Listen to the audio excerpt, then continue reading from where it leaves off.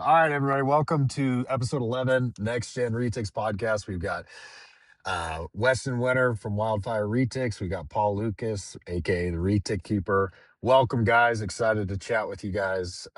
This is the first time we've had you on, so this is gonna be epic. Oh, Um, I think most people know who you guys are, but let's just I'll hand it. I'll toss the baton over to you, Weston, first, and then we'll go to you, Paul. yeah, Weston, Wildfire Retics. Like my bio says, I'm just a dude with some big snakes. Been keeping and breeding retics for I don't know, 15-ish years, something like that now. And somewhere along the way, I met this bearded bastard and we became friends. Not really sure how that happened, but Never met you. Don't lie to us. it's actually true. Paul Lucas, retic keeper. That's it.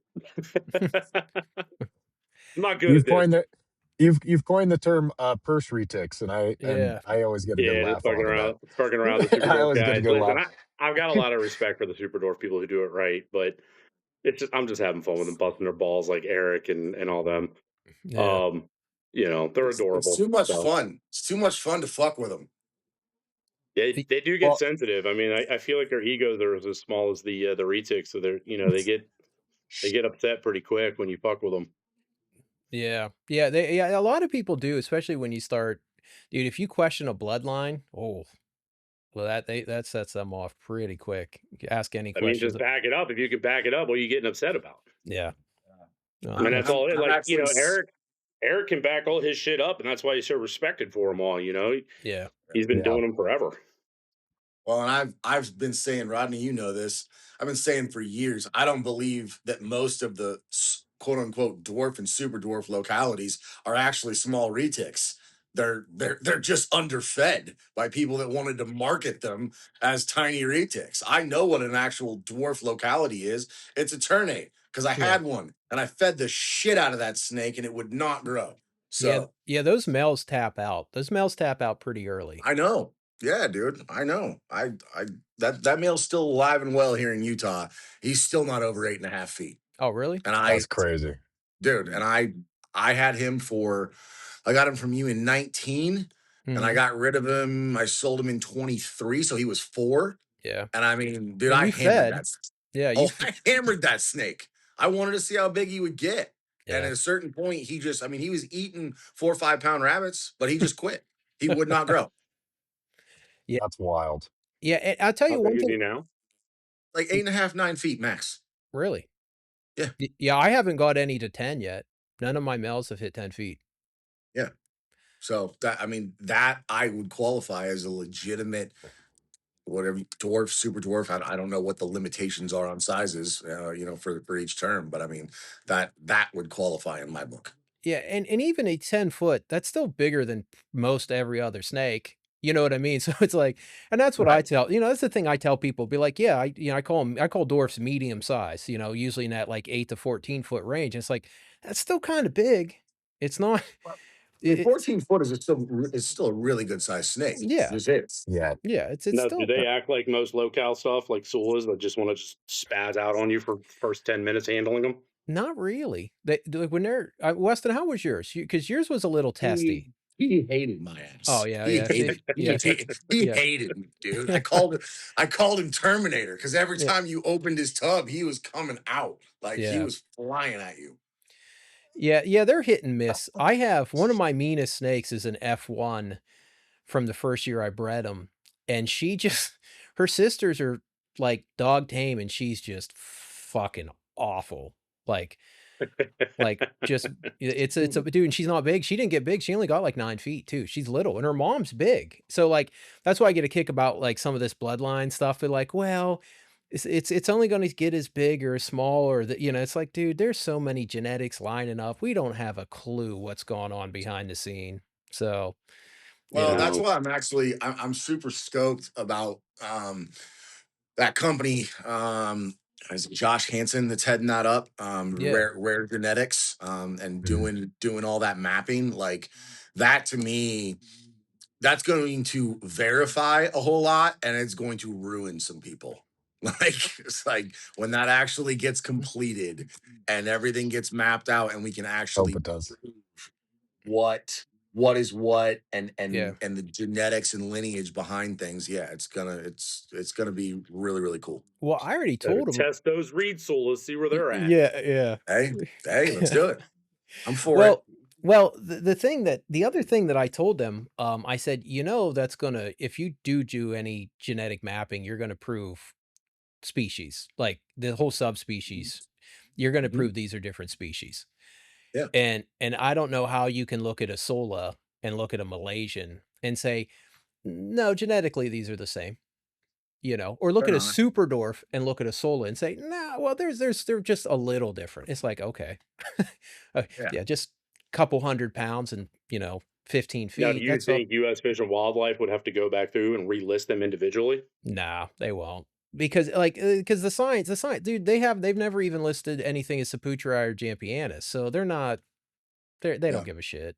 I was gonna say Because they don't care. yeah, well, technically, Progshy isn't even on, the dwarf berm, the dwarf berm from Sulawesi. It's not even on the list, but it's under uh what the hell? It falls under the same category, and even though it's not listed on there, it's still illegal to come in. So Hmm. it's ridiculous. I guess that's like that new anaconda they found, right? Yeah, The big one. yeah. The green one, it looks identical to every other anaconda we've ever It seen just gets ever. bigger. Yeah, It's just had access to more food. yeah, yeah. New The species. megaconda. Yeah, I The would love. megaconda. I'd love this. I'd love to see all those different green anacondas put side by side and somebody pick them out. That would be funny.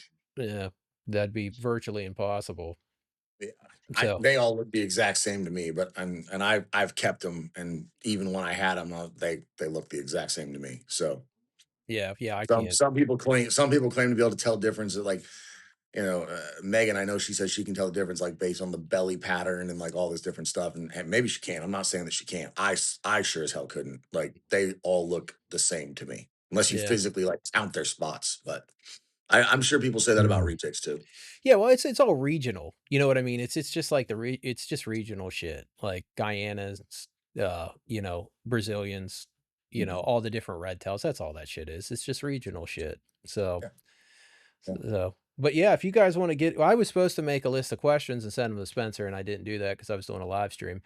But if you Spencer was got doing one too. Did you get any questions, Spencer, for us?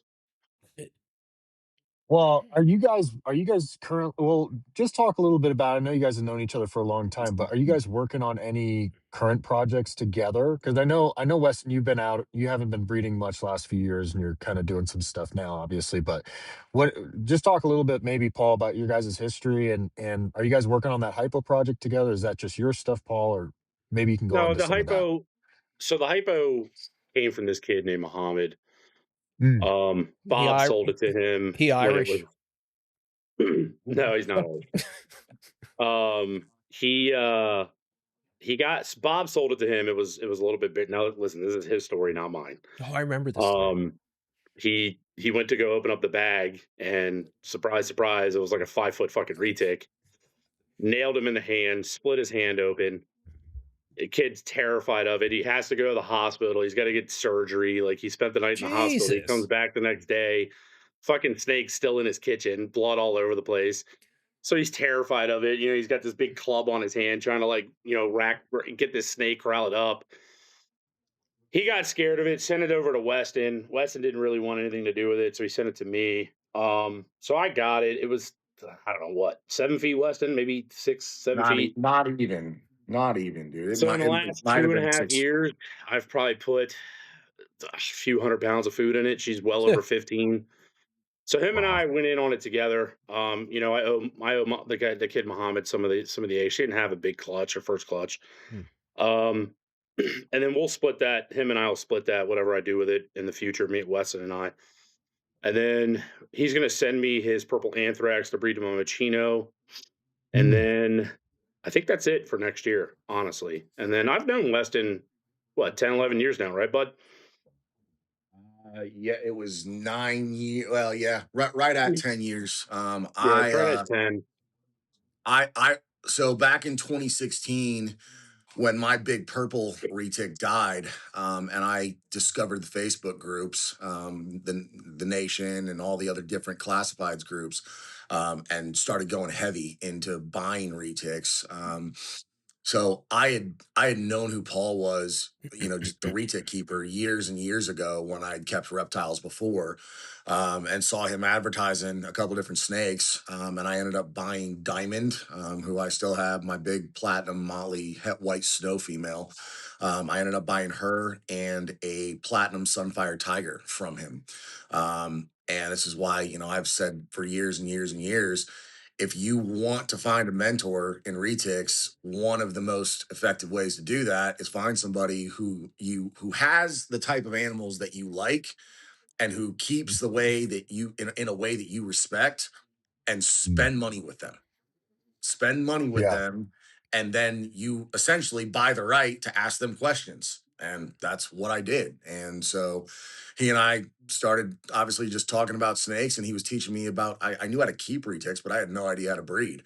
So we spent a lot of time talking about that. And that was, 10 years ago. And now we pretty much talk on the phone every day, like two long distance girlfriends. Nice. We've never even met, which is funny. No. We've never shook his hand. Yeah. But we talk all the That's- time. And we that's talk all- about, I mean, when I was laying on the ground looking up in the sky, broken in half, and I broke my pelvis in half, he was the first person I called. I was like, dude, I need you to take my snakes. He was like, okay. I don't think I talked to him for like awesome. another week after that. And then I started shipping him, I think it was like 40 adults, 30, 40 adults, and like close to 150 babies. Jesus. Wow. So, and then, I'm forever indebted to him for that. I mean, I didn't know what I was going to do. People coming out of the woodwork, thinking they were going to get a good deal, try and, gouge me because I was broken in half. I'm like, motherfucker, I ain't even going to sell you this shit. Like, I'll just ship it to him. He'll take care of it. Or, we'll sell it. Like, he'll sell it for me. We'll regroup. Like, I don't, I'm not going to sell it to you for cheap because you think, you can get it cheap from me because I'm broken in half. Like, I couldn't walk for 6 months. Yeah. I completely broke my pelvis completely in half on the right-hand side. And so I was in a hospital for 18, 20 days the first time. Had to have a second surgery. I was in a hospital again for like another 3 weeks. Wheelchair bound, couldn't put any pressure on it. It was fucked up. That happened in 2019. And so we're actually, he, like I said, he took everything except for Sunshine. And we were really close then. I think that brought us a lot closer. And, now we talk every day almost. I think I might go 2-3 days without talking to him, but like, we don't even really talk about snakes anymore. Like, we talk about everything. We both have kids that are about the same age. We talk about our fathers. We talk about business. He's coached me through like dogs and business and stuff like that. Like, he runs a very successful business. My business is pretty good too. So we bounce ideas off each other. Like, it's just a genuine friendship. And it's weird cool. because like, I love the fucking guy, but I've never met him. I've never even shook his hand. So we're gonna meet for the first time down in Key West in February. We're going on a fishing trip. But so that'll be fun, man. I might not see him for another 10 years. He might piss me off. We'll see. Well, don't you do the 4th of July thing every year with Mark? Yeah, Mark comes down for the 4th of July. I've been trying to get him to come out, but he won't. So this year I won't. I'm having a son. Hey, you better calm down. Yeah, we have had multiple times where one of us was going to go out to the other one's home state, and just life and shit has happened. Like, so almost 3 years ago now. So one of the snakes that I took from Paul was that F1 Phantom Tiger that that Nerd produced that I called Stripey Bitch, and I held on to it and the GC OGS Sunfire Tiger that came from Shane, and I did that breeding. Finally got it done. It took me years to get that breeding done, and the eggs were hatching out in August of 2023, and he was supposed to fly out to Utah to help me come cut the eggs. And what was it? Was it like was it your baby shower weekend, or it was something with with Charlotte? Like, she wasn't born yet, but there was something. And Yeah, it was a baby shower weekend.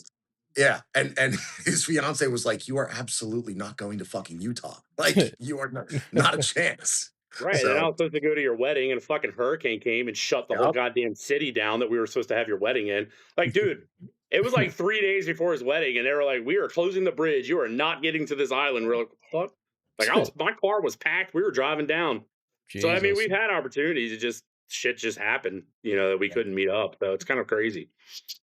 Yeah. That's really cool, though.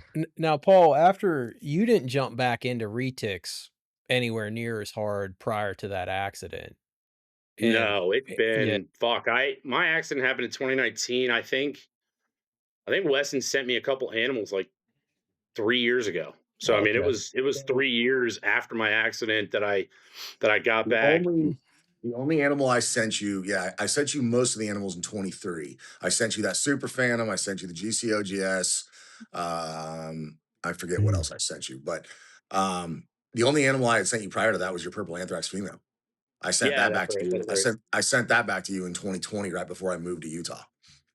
Yeah, then I fed her a bad feeder and she died. She was the What? biggest, oldest female. Yeah, man. Dude, Dude, I was heartbroken. and like a fucking idiot, I let go of that project.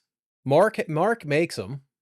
Mark nailed him. And he Mark gave me the only female. gives you the And only I had female. her. She was the oldest, biggest purple anthrax female in the nation. Yeah. And Weston did a hell of a Wow. job with her. And then he sent her back to me. And I got some feeders from a guy that I'd normally get feeders from.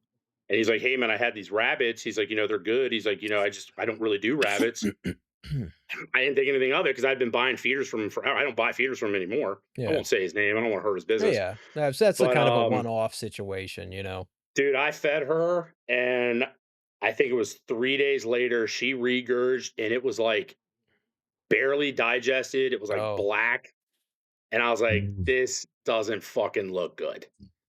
And 4 days later, she was dead. That sucks. Oh man. She was like 12-ish feet, like this big around. I mean, she was She'd have bred the she was next year. awesome. She was Cheetos. Like if you go back on my Instagram page and you look, like you'll see her. I mean, and she was phenomenal. And honestly, when that happened, it's just kind of a kick in the dick, It was like because the snake was just awesome. Like I hate losing snakes. Like it just sucks. Especially cool ones, ones that are like, super sweet and nice, and it's like something that like it's kind of like not really a one-off, but I mean at the time she was a one-off. Yeah, I mean, there really yeah. wasn't any purple anthraxes around at all. No. And so for that to happen, it was just kind of a kick in the dick. And then then he sent me a couple more, and then I just started buying like the visual of things that I've always wanted. Instead of like buying the double head and like doing the shit that I was doing before, which was like trying to breed and stuff. Yeah. So I've got about 15 now. And it's just very, very, very select genes. Like I actually just got an ocelot coming now. I've got the Machino Anthrax, the Orange Glow OGS from Shane that I've named Skittles. She's awesome. The Pure Sula from Weston, purple marble that I've always wanted, a deep purple marble. Just shit like that. High white. I've got a high white Motley Pied now. From Brandon Gideon. That's a brilliant snake. Angriest fucking snake in the world. The hypo just kind of fell in my lap, and then I bought a hypo from I forget who it was. I trusted them. And and then CJ a buddy named CJ got it for me, and I thought it was a female. Like you go back and you look at some of my videos, and I'm like female. I never fucking sexed it. And then one day, man, I walk in my snake room, and it's like it's acting like a male. I was like, you know what? Let me fucking pop this bitch. 10-foot snake, freaking, dicks this big popping out. I'm like, So I wasn't really going to do, I wasn't sure what I was going to do with the hypo because I was trying to figure out what I was going to do with her. And there was like nothing really available. So I was going to make my own. I was going to make like triple hets. Yeah, it was either long-term project or visuals. Yeah, and so then what I was going to do was I was going to breed a Sunfire tiger of something purple to it, and then like Rodney just said, like a long ass project. So then when that thing turned out to be a male, it's like fuck it, I'll just make more hypos. So it was a hypo, it was a normal blue hypo times bitch face, who's my platinum blue hypo. And when that snake fires up, dude, it looks like an albino. Yeah, it's crazy. It almost has like a ghost, like a rennet ghost blue hue when it's fired up. And then when she's fired down, it's almost like this blackberry color. And I mean, she's awesome. Like, if you didn't know any better, like if you were like just getting into retics and you walked in the room and saw her fired up, you would think she was an albino. Like, that's how, like, her colors are unreal. We fight about The Oh, this my all the male time is because too. I tell him the platinum makes that snake. Like I don't think blue hypos look bad, but my experience, platinum either just crushes with certain genes or it makes them look terrible. Like Yeah. Yeah. same thing. He kept saying he's going to breed it to a sun tiger, and I'm like, you're going to ruin it. Sunfire and platinum do not belong together. Like they just don't. They don't look good together. It's a It's a different double black platinum, though. reducible. It's a Yeah, But well, it's a different platinum. Like, the yeah. platinum on the hypo, it's not like platinum like what we think. No. It's not like that goldish, bronze color no, almost. It's a no. completely different looking platinum. Oh yeah, 100%. It's a different It, looking. It's a different it, looking it yellow. is. It's the same with a platinum Moschino. Like I made a platinum Moschino out of my first clutch ever with Diamond back in 2018. And I held on to that snake forever until 2023. I never did anything with it. I just held on to it because it was so awesome looking. Like the way platinum combined with the mocha and the albino, that snake was like just it was highlighter yellow, just Yeah. neon. Yeah, it has something to do. There's something going on genetically with pigment intensity, I guess we'll call it, and how it's lining up differently in with different morph combos. Because like I have a super motley Indo. It's ugly as shit. It's like this weird gray silver snake. You Mhm. know what I mean? It don't have any orange on it, nothing, and it's just how some of this stuff is lining up, we're just really scratching the surface on what's gone on with genetics. Yeah, Yeah. and Yeah. unfortunately, I think some people are learning the hard way. Like, you're Y kind of learning it with Aztec right now. Like, you look at that guy Jacob overseas. Like, his fucking Aztecs Crushing are it. incredible. Like, I Crushing mean, it. Yeah. there's some of the best looking fucking snakes Ever. I've ever seen, let Yeah. alone just one gene. And then you have some of the genes here, and you're like, why would you do that breeding? And this isn't Well, a knock on Nathan, but like, I think taking an Aztec and breeding it to a snake that has less black, i.e., a super dwarf, that wasn't smart. And I just think that, like, when you take an animal that really has, if you count the black scales on some of these Aztecs that Jacob made, dude, they're Yeah. 5, 6 deep. Yeah, they're really You look thick. at a super dwarf, they're 2, 3 deep. So If you're you're missing lucky. If the if that Yeah, if if you're that. right. So, lucky. like, now you're yeah. missing half that black. Well, that's what makes an Aztec is that deep, Mhm. aggressive, pattern of the Heavy black, and black. Yeah.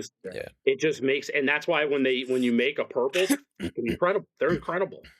Yeah. Yeah. So, Yeah. and I just wish more people would understand that. Not like, I get it. I get the super dwarf stuff is a craze. It doesn't need to be in everything. It Or you just can doesn't. No. offset it, or you can offset it with other localities. It's not like I don't put out free information daily on how to fix stuff. You know, No, I mean, you know, if you bred it to a you, 38 or a Halmahara, I think because of yeah, how aggressive they look yeah, in the patterns, they're incredible. yeah, Yeah. But I just really think you need to do it. Like, honestly, like, I want to take one and breed it to a Sula. There's enough people out there now that got pure Sulas. Like, you can breed them. I think, Ronnie, don't you have a pair? yeah. I'm trying to breed them. I'm failing miserably. Oh, they did lock up. Female's gone into shed, so we'll see what happens. Good. And I think Weston's got some coming, and there's other guys. I mean, there's enough people out there. I think that, like, you can start without, if you did it right. I think you could take genes like Sula and other ones that have been notoriously hard to breed and make pures. Yeah, Everybody's got their own line now, which is fine. Um, and you can start adding that into other animals, like an ocelot or even an Aztec. I think would be perfect candidates for that because those patterns are just I feel like those patterns would be incredible with an animal like Aztec. I just do. yeah. You use a male Sola. Use a male Sola. Don't use a female. Let's not waste the females. Yeah. Yeah, let's not waste the female. Yeah, that's a little iffy. Dude, I don't know what it is, dude. I've always accomplished everything I've tried in retics. I'm not saying that as a bragging thing. I've just always been able to do it. And these fucking solas, man, I'm starting to think I don't know how to breed snakes. Like they are just They're fucking tricky, dude. kicking me in the dick. They are tricky. Are you doing anything different than you normally do? There- I mean, not I. What can I? There's nothing I can really do different. My first clutch with her was slugs. The second clutch, half slugs, half good, and then I had a incubator issue, and I'm like, come What a the kick in the fuck, fucking dick. yeah, dude. Yeah. Like last week of incubation though, it wasn't like, yeah, it was like the I know how that last week. feels. Yeah, it sucks. Yeah, I mean, my first clutch ever, I came home after my brother died. My fucking incubator was That was half my clutch.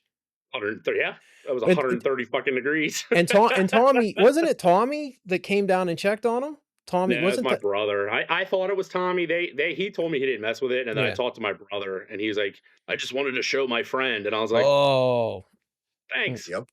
you know that Tommy guy died a few years after Yeah, that. he died in a motorcycle accident. Yep. Yeah, now Tommy was a good dude. Yeah, he was a good real guy. nice. He was just a good dude. Like you know, I kind of miss him. He's been dead for a while now.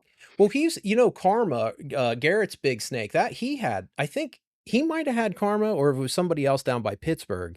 But one, like, I know he had something from that clutch, and then there was another big one down there. And I can't remember if that was him or not, because he ended up giving a lot of his retics to Hippie Jonathan.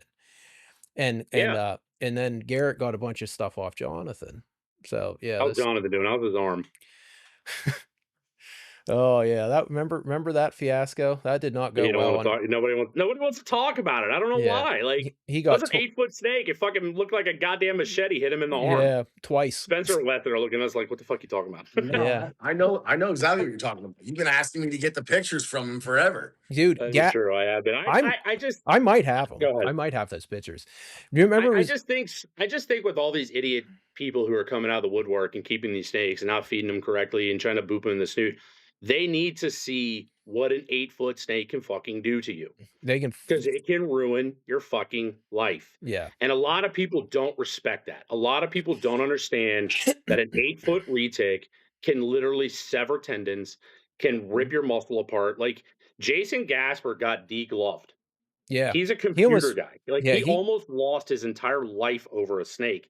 One bite. And I just wish, I mean, my hand, I got a nasty bite. Like there it is right there. Like, and that was the side of the mouth. Like the snake, it bit me like this and there's no meat here. So it right down and then it severed. Let me see if I can see it. Like it's hard to see, but like I saw some scars. Yeah. Oh, dude, it looks like a smiley face. Like, that's the top. Yeah. That's the top of the mouth, and like it goes down. I'm having a hard time bending my fucking hand around, but like, it goes down here. So like, you learn when you're bleeding, half to death in the hospital. Like, so your arteries kind of run down your arm like this, and then one splits on the top and goes on the top of the hand and runs on the bottom. Well, the one that runs on the top got severed, and it will literally. People talk about like blood like spurting out of your body. I always thought that was like a myth. Nah, bro. Nope. That shit was coming out of my hand like I was like, oh fuck. Like, and then I put a tourniquet on it, and my neighbor at the time was a vet tech. So she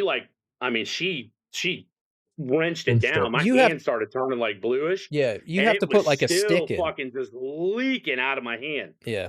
And I had to get surgery. And like I was at the hospital overnight. I ended up having to get when I went to Tinley that year, my hand, man, it was swollen real big. It looked like a club. I mean, and that was from the side of a 14-foot male.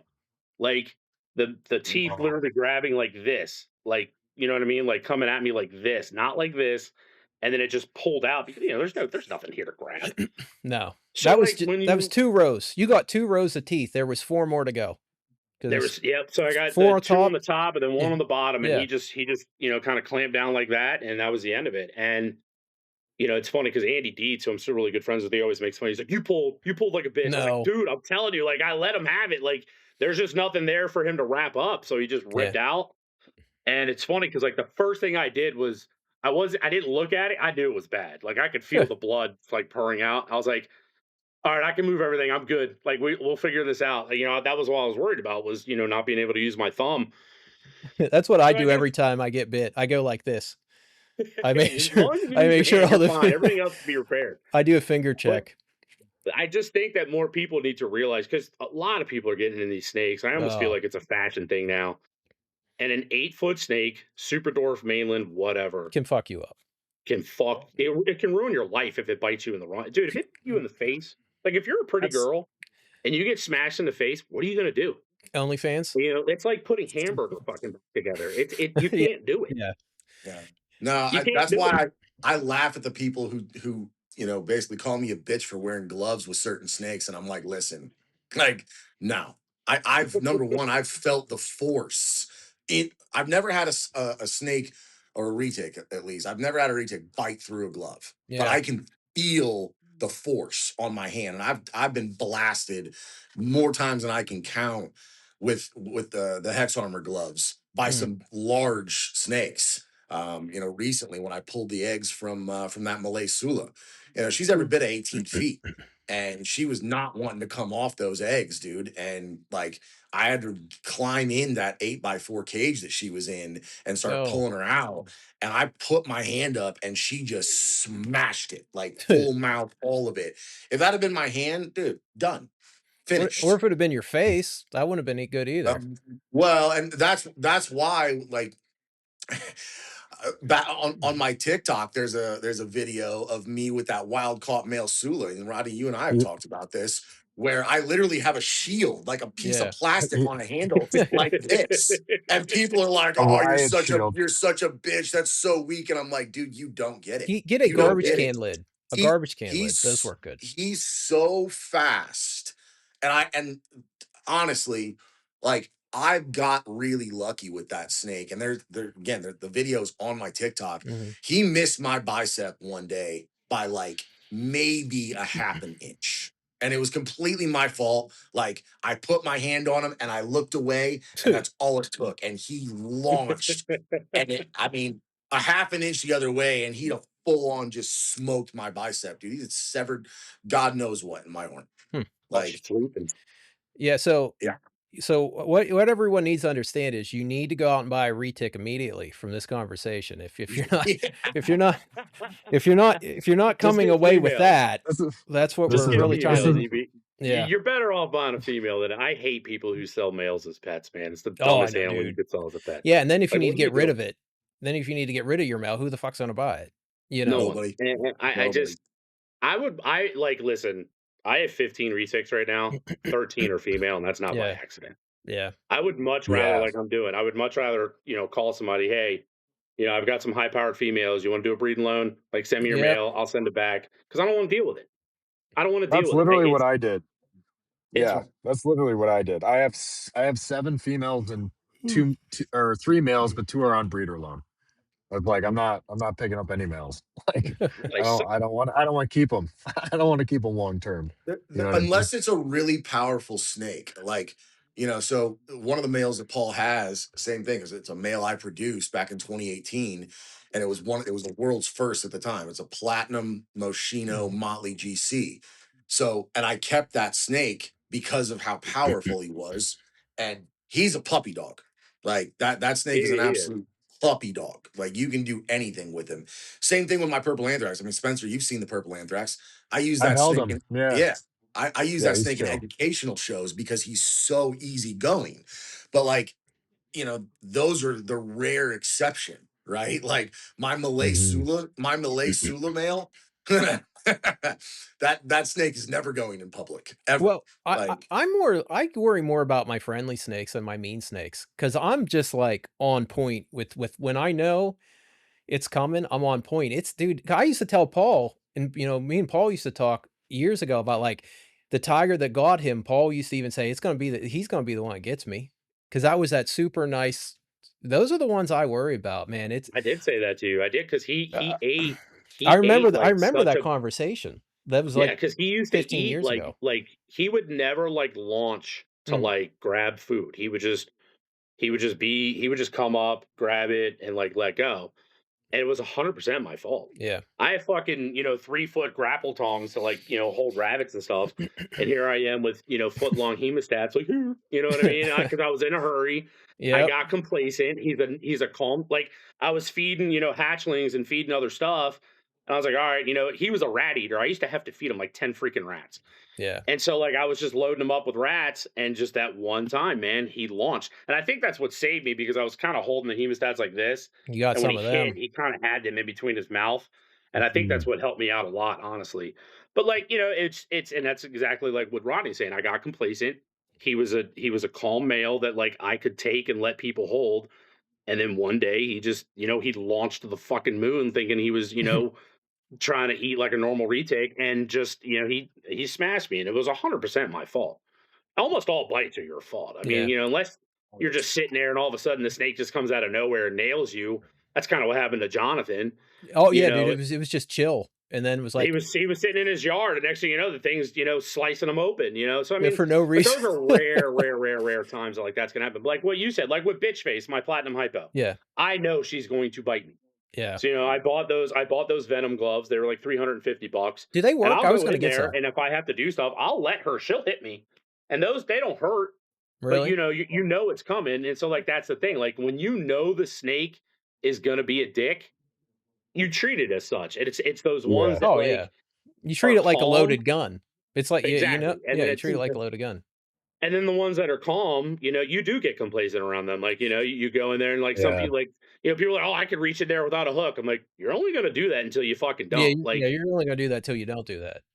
and when you don't, and the reason why you're not going to do it anymore is because you're going to have to you're going to be paying the consequences of that, where Yeah. your hand's going to be torn open. I don't wish it bad on anyone. Like, I don't want anybody to get smashed, but people need to respect what these animals can do, man. They just Well, don't. I wouldn't mind people getting scared a little bit. Yeah. Take a Hey, take a not so a bad little bite. fear is healthy. Yeah, A yeah, little fear is Well, healthy. it, Like, Because yeah. it turns into If you have, respect. yeah, yeah, exactly. if you have no adrenaline ever in your snake room, it's a problem. yeah. Like, Dude, Oh, listen, my Stula, the one that Rodney sold me a long time ago remember before I that got time I hurt. said, Paul, whatever you do, don't take the snake outside. And you're My like, no, dumbass it'll took be it good. outside. I took it outside like a retard, but Yeah. she hunted me down one time in my room. Oh So yeah. I left her cage door open. This snake was easily 18 feet. And I oh my I was in a god. hurry. I was being stupid. And I left her glass open like this. So I came down the next day and she was out. And she had ended up, I had 3 visions. They were stacked on top of each other, but Oh, that's so creepy. I built like custom like wood. So they, because visions bow on top of each other. You throw 100, Yeah. 120-pound snake and you'll never get the glass out. So she ended up going behind, but most of her body was on the left side, but her head was on the, no, I'm sorry, vice versa. Most of her body was on the right-hand side, and the room wasn't that big of a room. So I saw her head on the left-hand side. She tricked me, man. Fucking, I feel so stupid telling this story because the snake freaking hunted me down. She freaking had her head on the left-hand side, so I thought that's where she was. Yeah. So when I walked over, I was up kind of in the corner, like pinned. She spun out, came out around me, and just mouth wide. And I couldn't go anywhere. I slapped her in the face and like jumped over top of her, and like I was able to turn around, and she turned around and spun, and she was just going off on me, just teeing off. I was like, oh, that was fun. And again, like you just said, Spencer, like the fucking adrenaline rush, man, it was nuts. It was, but like from that moment forward, I was like, all right, like I kind of know where you're at. But she was just hungry. Yeah. So I threw the rabbit in the cage. She went right in for the rabbit, and it was easy to close the cage up. But that's all it was. It was just a food response. That's the thing about Sulas, though, and I tell people this all the time. Like, I've never had retics that genuinely look at you Like food? like you could. Yeah, Yeah. yeah. It's weird. Dude. You can see it. Valkyrie, my big Sula female. Yeah. She looks at me when she's hungry. I am food to her. Yeah. Like, It is same sort of thing. I was feeding one night. This is my old facility up in Park City. And when I feed, I thaw rabbits ambient, so the whole place obviously, smells like food. So every snake is keyed up. And I come in there and I'm feeding everything else, and she's just at the glass, just tracking me the whole time, just everywhere I went. I was like, all right, like I don't want you to mess your face up. So I grab a rabbit. And I got the same protocol to feed, especially the big snakes, every time. Like, I don't stand in front of the section where the glass is open because that's how you're going to get smoked. So I stand in the middle of the cage and I pull the glass towards me. So I'm over here behind the glass. And usually the snake will stay behind the glass. And then I reach around and throw the rabbit in the cage. Well, I do that and she launches, misses the rabbit, and comes like 3 feet out of the cage. And I'm like, oh, fuck. So I back up and she instantly just suit like comes flying out of the cage, looking at me head up, and I'm like, oh shit, my dog's in the facility. I'm grabbing the dog, running it outside. Yeah. I come back in, and this is when I had like a U shape of cages, so I couldn't see. I come around the edge of the cage, and she's just at the table, like head at table level, just like tongue flicking the rabbits. And I'm like, oh, this is so fucked. So I go to the end. There's 2 tables in a row. I grab a rabbit off the end. She turns, she looks at me. I throw it at her. She catches it in midair, wraps it. And same thing, like I've done this before. I've had other snakes before that came out of their cage. You give them a prey item, they wrap it up. It's like, all right, grab them, shove them back in. I took 2 steps towards her, and I was like, no, she's gonna let go of that rabbit, and she's gonna grab a hold of me, like, and then I'm really gonna be in it. So I get my hook, and I'm pushing this snake with this rabbit towards her cage to get her back over there. I get her to the lip of her cage and just drop the hook, bend down, and just throw her like that. And literally, as soon as I slam the glass, hit the glass right at me. Let go of the rabbit and hit the glass.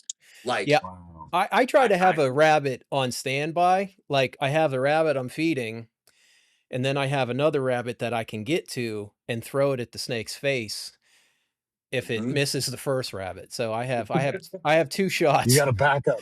I always have a rabbit on deck for that shit. I always have a rabbit on deck. We all got a lot of experience keeping. We all sound like fucking amateurs talking this shit. It's kind of funny. Yeah, just throwing. Well, you guys are all dealing with the mainland shit. It's like I feel like a puss talking about my experiences, but yeah, the smaller snakes are fast though. The dwarfs and super dwarfs, they're dude, springy. They're springy, lightning ass fast. So you got to be careful. Yeah, they can't move as like the big retics. They cannot move quite as fast as some of this dwarf and super dwarf shit. They can be on you in a second. There are exceptions to that. You know this. The wild caughts. Oh they move just as fast. Yeah, because they have different. Their muscle tone. It's like a sprinter versus somebody who doesn't run. Yeah, they got different muscle tone. They got lot of different shit going on genetically with them. But it's different between retics too with the wild caught. Like that wild caught tool I had from you. She was fun. Versus like my big purple, it was not the same animal. It's not the same animal. No, it's not. Like it's hard to explain that to somebody because you're like, well, they're both retics. It's like I understand what you're saying. Like I get what you're saying, but it's almost like a Malinois versus like a German Shepherd. Yeah. Okay, they're the same dog, but one is a fucking insane. Will run through stuff to get to you, where the other one will kind of, look for an easy path. It'll eventually get to you, but it's not going to be like this chaotic, insanity. Like, I have them. I have both breeds. Like, they're incredible. They're 2 completely different dogs. They're both shepherds, but they are 2 completely different animals. Yeah. So it's hard to explain that to somebody. Like, and people, like, every time I post my Sula, she's small right now. I mean, she's coming up on 3 or is 3, and she's like 13 feet. Yeah. Every time I post her, people are like, man, I want that. I'm like, no, you don't. Like, get a big snake first and get used to that, because like you have no idea what this animal does. Like they will wear you the fuck out for the first 10, 15 minutes you hold them. Yeah, or they just run, man. It's crazy. They come out of the cage, they go straight up in the air. So you're trying to like pull this fucking animal down. Meanwhile, you got 10 more feet coming behind you. Next thing you know, you're partially wrapped up trying to get the damn thing out the door in the middle of the summer so it can get some, get some fresh air and get some exercise. And when you get it outside, you're just going like this, the whole time. It's just, and then when you put it on the ground, dude, they fucking run. They're quick too. Yeah. They're quick. Yeah. If somebody does want a big snake, you might want to start with like something 10 generations inbred. Right. Domesticated. Yes. Start with the short bus. Big snakes, and then get a mainland purple or something like female. Like they're great. They're docile, they're calm. Like they like my orange glow OGS from Shane, same size as Starburst, my Sula, completely different animal. I've done back-to-back videos of holding her and holding the Sula, and people are like, "Oh, I kind of see what you're saying." But I mean, the difference is it's unbelievable. Dude, it's fun though. You know what's something people can't understand unless they feel it, is when you're bent over and they're moving and you're trying to reel them in, and it's pulling on your back, it's pulling on your shoulders, you're getting hurt. You like your lower back hurts, your upper back hurts, like like that sense, and you just well, so every time I go to a show, I will get the comment at least 10 times because I take my big snakes to the show, right? Like I'll take Diamond, I'll take Alice, my big platinum, and I'll hear it at least 10 times. Oh, you never need to go to the gym. All you need to do, all you need to do is handle those snakes. And I'm like, no, you don't fucking understand. Like, I have to go to the gym so I can handle these snakes. Period. Yeah. Like this is not the workout. This is the ability to even hold on to these things because I spend time in the gym. Yeah. Like, Yeah, because your grip strength and your wrist, because when you're holding a snake, your hands are like this and they're pulling. And that pulling, it's like a flow, it's like a never-ending flow of water pressure. It's just there. It's just this resistance going. It's like that's why I only have a couple big snakes anymore. Like I'm I got my fill in my 20s and 30s. I only have I only have a handful of really big stuff anymore. And It's just the big the big locality stuff. Like, yeah. I'm getting a Sumatran from Mason. I'm gonna feed the shit out of it. I'm gonna see how big that gets. Yeah. Weston's got the Malaysian stuff, and like I think Mason's getting the Malaysian. I think he's getting Malaysian stuff too. Those are big genetics, and those are big locale genetics. Like we said earlier, like they're just not the same. Like you said, versus like a multiple generation, captive bred animal. Like they're just totally different animals. Yeah. Yeah. The feeding And response, even their hatchlings are different. An F1 is so much different from an F11. You know what I mean? It's like they're not even the same. They're not even remotely the same. Those Yeah. babies I just hatched out, that I mean, I don't even really know what they are technically because the mom is a true F1, and then the dad, he was off that wild caught Sula, but then we don't really know what the lineage on the mom is because can't get a straight answer out of either one of the guys that ever had them. So we don't really fucking know what the lineage is Yeah. on the male that I use. But at best, they're like an F2.5, Yeah. right? At best. Yeah. They're unlike anything I've ever hatched out before. Like the movement, the alertness, like every single thing is just different about them. Crazy. That's crazy. Yeah. Yeah. And you gotta get one. Spencer, when Spencer. I get back to Utah, you need to come see him. I know. I need to come up and visit. I mean, we just had Mason on the podcast, and I need to go do a tour. I haven't been to his place yet, but I know you've been helping him out with a bunch of stuff at his place, right? Yeah. Yeah. Yeah. You gotta get No, one, it's Spencer. it's You cool. gotta get a Sula. Yeah. Uh, Yeah. I'll give you a good deal dude. if I hatch some out. Well, Rodney, you've had your instances with your Sula, right? Dude, Getting yeah, out she and got away shit, from right? me trying to move her. She got on top of the cages, got behind them, came up over me, almost got me in the face. Got on top of another set of cages, got on my mini split heat pump, ripped the front of that off, couple $1,000s worth of damage. This was I was moving at 1 foot from cage A to cage B. An hour later, I have $2,000 worth of damage. I'm sweating. I'm mad. I'm calling Mason. I gotta send you this video. So yeah. So I actually came up with a system, and I was pretty proud of myself. Paul, I sent you this video. With that wild caught male, I figured out a way to move him from one cage to another without You having gotta to see touch this him. contraption. It's really? like the most ghetto shit ever, but it fucking works. It works, dude. It works beautifully. Wow. So the really long husky totes? Yeah. That are like probably almost 4 feet long, but they're only like 2 feet wide. Yeah. So I took one of those and I needed to move him he was in the second cage from the bottom, and I needed to move him to the bottom cage. Mm-hmm. So I took the tote and stuck it up vertically against both cages. Okay. I see where this is going. Open the glass on both levels, just inside the tote, and then put cables on both sides and on the back of it, and literally taped it so it couldn't be moved. He literally went in and went right down. Went down? Yep. Yes. Oh, that's... And we might have some of these animals for sale. So if you guys are hearing how amazing this is, yeah. We want you new keepers to buy them. Get on the waiting list now for this. Hey, but does size really matter, guys? Yeah, I mean, from what we've been hearing the last month from everybody, there's all kinds of new claims. 4 to 7 foot on the dwarfs. Yeah. Dude, that's I mean, I thought we killed that like a few years ago, and unfortunately, it's like it's coming back hard. it's coming back hard with the vengeance, you know. So It's never going to stop because it's a marketing ploy, right? I mean, that's the yeah, thing. Like there how many people are out there that want to own a retic, but they will openly admit, like, I don't have the ability or the space to keep a 12, 15-foot snake. And so people are going to take advantage of that and say, oh, well, this is only going to get 4 to 7 feet. It's no bigger than a red-tailed boa. It's like, go fuck yourself. Like, Yeah. if you actually Yeah. feed that snake the So, way it should be fed, so yeah. there's no way it's only staying 4 feet. It's not going to happen. To be Not Like, gonna it's fair, just yeah. not. to be fair, if you only feed it stuff the size of its body, it won't ever grow. So there Right. is This is that. true. Yeah, that's true. Like Right. it's yeah. Yeah. This If is you, if you true. feed They're it not green rat, tree pythons. Like they need Yeah. to eat. Yeah, if you malnutrition feed it rats its will whole get you those life, results. Yeah. yeah. If you just feed it rats its whole life, it will hit a point of diminishing returns where it just won't grow anymore. Yeah. But I also I question how long is that snake actually going to live, Not right? very. Like without having serious health Oh, issues. Yeah, it not breed. yeah, not breed forever. You're looking No, at it won't Yeah. breed. It 7, won't. 8. It won't. It won't do anything it's really supposed to do. I mean, malnourished is just as bad as obese.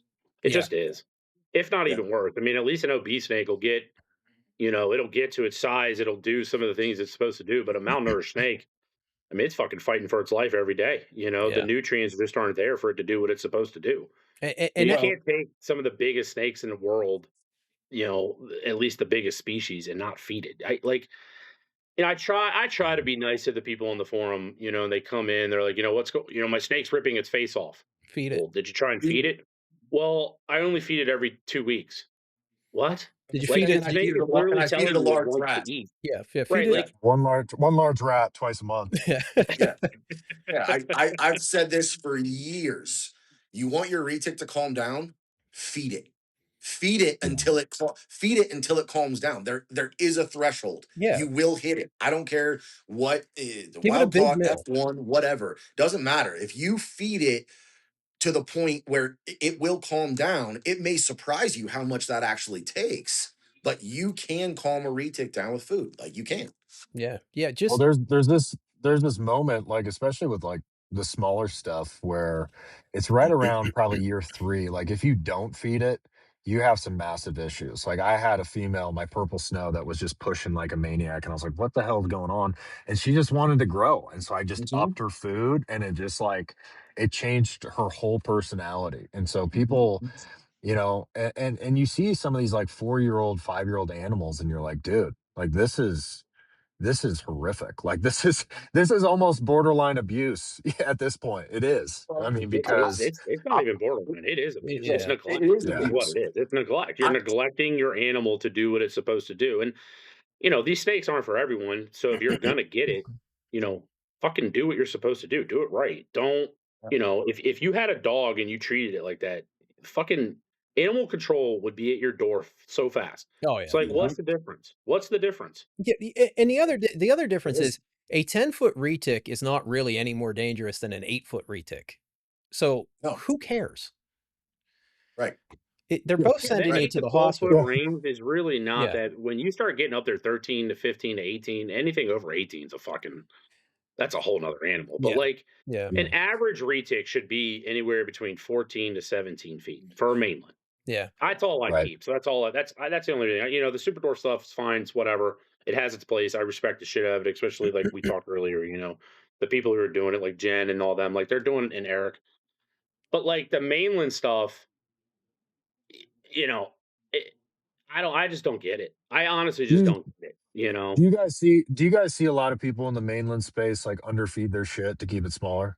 They Does that Yes. is that a used big to. thing They in the they well, mainlands too? that's a new thing. I actually think it's more misinformation Yeah. than intentional, right? Like, Mm, people yeah, just don't genuinely understand what these snakes need, especially the first couple years of their life. Like, you got to yeah, think about it in terms of the wild, right? And I explain this to people when they hatch out in the wild, they are food for everything. Everything eats them, right? As babies, like they're bottom of the food chain.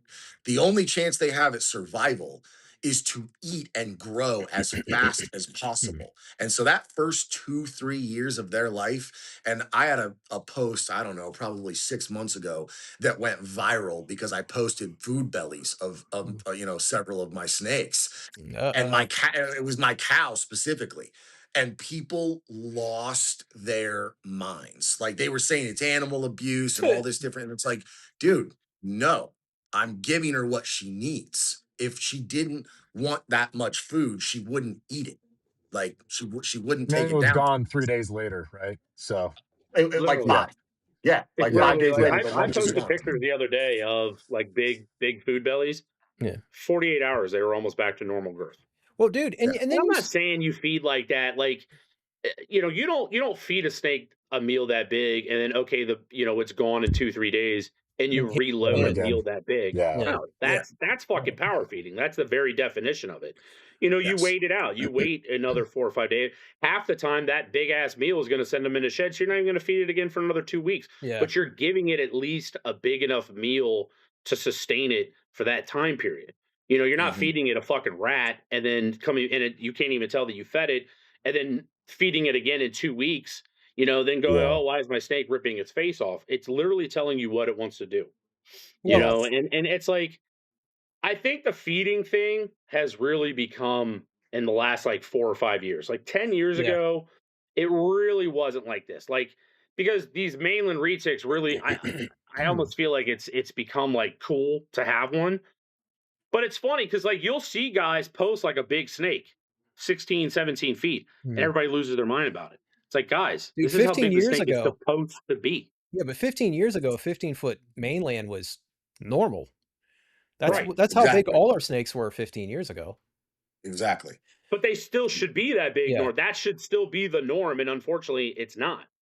I mean, how many of these snakes even reach adulthood? That's the thing. Like I used to make 2, 3, 4 clutches a year. I'm doing maybe 1 or 2 moving forward. Yeah. These snakes, I mean, don't get me wrong. I've made probably 400, and a lot of people still hit me up and show me like they're adults and like they're breeding and doing stuff. I mean, Weston's one of them. I have a couple other people. Where'd the rest of them go? They're all fucking dead, and it's Yeah. sad. yeah. It's sad, and that's the reality of the situation. And it's eh, I don't know. I don't want to keep adding to it, but at the same time, like I think that if you do certain things, like with these Sulas, for instance, Yeah. they're going to command a high price. Somebody who Well, really understands and has the money is going to buy that and take care of that animal. Mm. there's a That last specialty clutch, But here's the buyer thing. there. Here's the thing. It's just so these 75% Sula babies. Number one, I've only got 9 of them. Like she didn't Which lay is that many crazy. eggs. She didn't lay. Well, she didn't lay that many eggs. I got it written down at home, but she laid less than 30 eggs. Right, it's 2 first-time breeders. I really wasn't even planning to do the breeding, and then she cycled, and I was like, let's just see if little dude, because the male I threw in there, like I will post the pictures. Like he was not big. Like he was maybe 7-8 feet. Now he had the age, but he was one of the Sulas from 2022. Do- He only stayed, and I said this in another video. The only reason I have him is by default. He would not eat for months. Like I force fed Wow. that snake for months to keep him alive. And so it took him forever to turn on. And then even once he did turn on, he wouldn't eat very much. Mm. It's only been really this last year that he actually started eating well, and he's growing now. But I just threw him in there just to see what he would do. And so it wasn't a very big clutch. And then a bunch of the eggs that I incubated were like, half boobed, like they were just funky looking. And so, like the babies, they somewhat developed in the egg, but they either they just didn't make it out of the egg, or they came out and they were just super, super weak. But I'm not even mad about it. And the reason I'm not mad about it is because I know what those are going to be, right? Like I have the mom, she just turned 5 in August. And I was telling Paul this the other day. So I posted pictures of, and I think a video of her back in like either June or July. And she stretched out across my facility, like in between my cages. The distance between my cages is 19 feet. And she's stretched out diagonal, like in between there. She's 5 years old. Yeah. Like, she's nowhere near done growing. And I said it. She will be the biggest retic I've ever kept. She will be bigger than Neffy. There's no question in my mind. And I don't want to sell those to most people, even in the retic community. Like, I just don't. Yep. And so I'm not upset that there's only 9. And another thing that I've caught so much flack for over the years is my advocacy of culling. Like, every retic breeder, and I will say this: you guys that are doing the smaller stuff, the dwarf stuff, super dwarf, if you've only got 10 eggs, I'm not telling you that you should cull babies out of a clutch of 10. But if you're dropping clutches 40, 50, 60 eggs, dude, there's no reason to be if you're doing a breeding with a whole bunch of morphs, okay, incubate them all because you're going for certain genetic combinations. But the second those hatch out, whatever isn't the top shelf stuff in that clutch should be culled. Period. Like, why are you going to keep single and double gene animals that more than likely are all you're going to do is feed them for months and months and months, or you're going to wholesale them. And again, not against wholesaling. I've done it, but they're going to go, you're going to wholesale them. Those snakes are going to die within the first 2 years of their life. Yeah. Like, because Feed 'em they're off. not going for very much money. Therefore, people don't care. They don't respect them. Like, and so they just end up living a terrible life. It's like, dude, do the humane thing. Put them down, use them as monitor food, right? Give them to somebody that's got a king cobra. Yeah. Like, straight up. Well, hey, we just hit the hour mark, and I know Spencer's got to hit a meeting after this. No, I've got like 20, 25 more minutes, so we're okay. good. You got Sounds another. like you're we got some enjoying more this time. conversation. Yeah. This is a good episode. So You haven't said I'm not much, ready though. to. I almost feel bad. I've been. That's because you No, don't I've been shut still up. gonna. I haven't said a word. No, you guys. I thoroughly enjoy getting to know you guys. And Paul, we haven't ever really talked in person. We've messaged on IG a little bit, but Yeah, we no, I talked. wanted to ask you guys too, like, because you guys have been in the space for a long time. You have a lot of experience. Obviously, you're working with some of the big stuff. And I have a lot of respect for you guys just because, once again, I think there's been kind of this shift where, mainly guys aren't breeding, or they're getting out, or they're trying to adapt and pivot. You guys have kind of stuck to your guns in terms of the stuff that you really like and care about. But where do you guys kind of see the next few years in terms of what's happening, or what's going to be going on in the retic market and the retic world kind of moving forward? You want to go first? You don't Is want there me even to. a market? Is there even a market? You don't. Yeah. You don't want me to answer that. I mean, Aztecs are probably going to be $1,000 this time next year. I mean, Bob just posted one for sale for what, 5,800. Oh no, that was before the No. 50% off. It's 28.75. Yeah, I was gonna say it was Yeah, 2,800. Yeah, why? Yes. Yeah, I mean, he got that. But like, so like within at the beginning of Yeah. last year, right? He was posting them for 17,500. Yeah, roughly. And Yeah. a year later, now we're at 5. So they've already dropped, almost 4 times the amount. So where are they going to be next year? Now, listen, I get it. People want to get their money back. I mean, you spent a lot of money. I think people just need to stop being sold a dream. Stop making these heads. Stop making the triple heads. Unless it's like I'm going to sound like a hypocrite, but like with the hypo stuff, there's really not that much hypo stuff out there right now, right? Yeah. I think there's been like Tiger, Phantom, if and it's needed. maybe Super Tiger. If it's needed. But like, right, but like you need that's a gene that like still needs to be made, like other morphs need to be thrown That's into recessive too. Yeah. right, Yeah. but it's Exactly. a simple reset. Like it's not like it's no different than albino. So it's like you can get a het and then you can make your own stuff, but like we need to stop making like these multiple hets and selling them off, making people think that like, oh man, if you buy this and this male and this female, even though they're brother and sister, you can breed them in 5 years. And people are a lot of people have been selling that same dream to 2, 3, 4 other people. Meanwhile, Yeah. you're the one who's sitting there with the genetics. I just think people really need to, and I hope this is where it goes. Make the visual, sell the visual, and people need to just buy the visual and stop thinking they're gonna like get into this hobby and make a lot of money, because you're not. Like I keep these animals for fun and just my own personal love for the animal. That's it. Yeah. You know, and if you can't afford, you know, an adult cage is over $1,400 now. What's a Vision? Dude, yeah, A yeah, 632 Vision's is like $1,400. yeah, they're like 18 or something. Yeah, they're crazy. And they're not Jungle even big enough cages. for a pure mainland male, No, like or No, a pure no, mainland female. yeah, You know, now no. you got to go like to custom sizes, like jungle cages, yeah. or with what's his name, Jim over at Paragon, like building custom size cages. I mean, those are going to run you with shipping close to $2,000 for Easy, one fucking cage, easy. easily. Yeah. I was gonna And say so, like, people need to I just really, sent Mark $6,000 for 2 cages. Like Yeah. now they're big cages, but it's the same thing. Like Yeah. it Well, I mean, it's not. And it is a to pipe dream. piggyback on what Paul just said, Yeah, a lot of it's a well, pipe and dream. so well, okay, Except this mine. is a conversation. Mine will make you rich. Everybody else's is a pipe So dream. I was having this conversation with Shane, like when did I go to Tinley last? I think three years ago, and we were saying this exact same thing. Retail breeders need to stop selling the dream of you can make this, because people can buy the dream. Yeah. There's no morph almost out there, save some of the hypo combos and a few Aztec combos, right? There's no morph out there that you can't just go buy.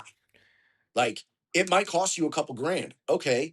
Don't spend a couple $100 on hets In to 3 try and years. go make it yourself. Just go buy you're going the to spend that dream couple grand animal. anyway within the Yeah. first Yeah. year. Yeah. Just go buy the dream animal and be done. Like, and that's a big part of it. Well, I cannot not to interrupt, but the caveat to Yeah. this is if you're a new breeder and you're trying to start a project and you get yeah, but don't buy hets thinking they're going to make you rich. You buy these hets because this is something you need. This is something you're working for. You want to make the visual yourself and you want to work it into other stuff. That's a different situation. But like right now, I'll give you a good example. There is a there's het ocelot on Morph Market for $1,500 right now. 2025. Mm-hmm. Why? Like who in their right mind's paying $1,500 for a het ocelot? Why? I don't know why you would. Yeah, I You don't know can why get you the would. visual for what, $3,000 now? Probably 2,500. 2,500 under the Make table, it make maybe. an I don't know. offer. I mean, Make a good Yeah, offer. make an you offer. can make a Yeah. cash offer ready to pay right now. I mean, listen, that Yeah. happens. That's been going on since Why not? Ever. Now everything. the ones with the super dwarf Halma blood in it, I think they're a little more, but yeah, I think those are a little pricey, but Well, and so to backtrack on where I think, to answer your question, Spencer, Yeah. Yeah. and I've said this for a minute. I think people are finally waking up to the Yeah. fact that morphs, especially, and it really doesn't matter what it is, are so overtly inbred that they have to start outcrossing with locality blood. They Mhm. have to. And it's Yep. either you're gonna go smaller stuff, smaller locality, or you're gonna go bigger. And personally, I think locality mutts, because here's the other thing. There are only so many pures, especially in the mainlands. There are only so many pures left. there's hardly Like any. there's very few, and I know this because between Mason and I, we have a fuck ton of them, right there in Yeah. Utah. Yeah. Like, Yeah. we have Yeah. a Yeah. lot of pure mainland locality animals, and there aren't a whole lot of other people, at least in the public. There's always stuff in private collections that you're never going to know about, you're never going to hear about, because the people don't want anything to do with with the community or whatever else. But in the public that are readily available, there's only so many pures left. And at some point, we're going to have crossed all of them up. And the Yep. only option is to start making mutts and doing stuff, where you're crossing localities to get a mix of fresh blood to then mix in with morphs. And again, Paul brought it up earlier. Jacob over in Europe, if you look at some of the stuff he's making, Crushing the us. the reason that it's so phenomenal looking is because it's 25% Malaysian, 25% Sula with the morphs mixed in. He's got that Yep. fresh blood. And I mean, dude, everything that guy posts is just unreal. And I repost almost everything I see. And I'm like, this is what selective breeding looks like. Well, This is what a real breeding program looks like. You Yep. want an example? There it is. yeah, well, selective 100%. breeding, true selective breeding is really just starting in the US. I've been Right. doing it for a while. but I mean, You have, and you've nailed it. I mean, that stuff you've been posting the last 6 to 8 months when you thought I was challenging you and I I was was just, literally just wanted to know. yeah, I just really want I just honestly, I wasn't even trying to be a dickhead to you. yeah, Like, I really wanted to know. Like, I was trying like, I wanted you to explain it to me because I really wanted to know the difference. and it's hard to And when you explain. did and you showed me, it It, was so fucking obvious. I felt yeah. like an asshole. Yeah, but So, like it's hard. It's because people want proof of concept, and that's the reason I Yeah. think back to what Weston was saying, like, this is selective breeding. Okay, well, let's look at what they're doing in Europe, but let's think about it. They're not just getting lucky with their No, production. I'm not getting no. lucky with my production.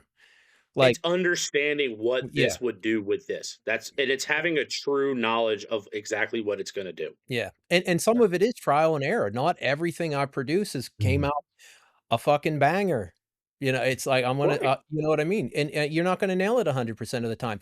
But the worst case scenario with me, I have something outcrossed with fresh genetics. That's worst case scenario. I have fresh Yeah. genetics in some morph. Worst case scenario, you know? And like, I'll give you an example of not understanding selective breeding. So this would be like the drama I'm gonna cause for the episode. Um, Is this why we couldn't go live, Rodney? well, no, Right. I'll leave this in. Like, when Aubrey was gonna do that marble to Halma breeding, I said, "That's a bad breeding because look at the back pattern on that Halma.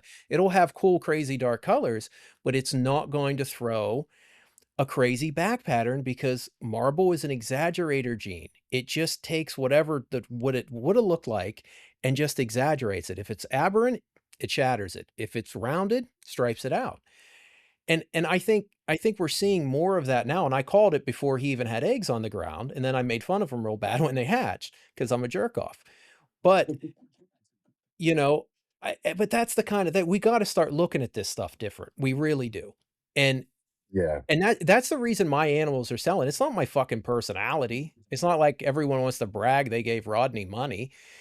People, you know, people are starting to see a proof of concept of what I've been doing, and I think that's great, you know, because I mean, dude, I made really bad business decisions in retics. I sold off I sold off my double het ocelot indos, and I sold off my Carrampas, Calatoas, and Medus to work with ternates, Halmas, and Mindanaus.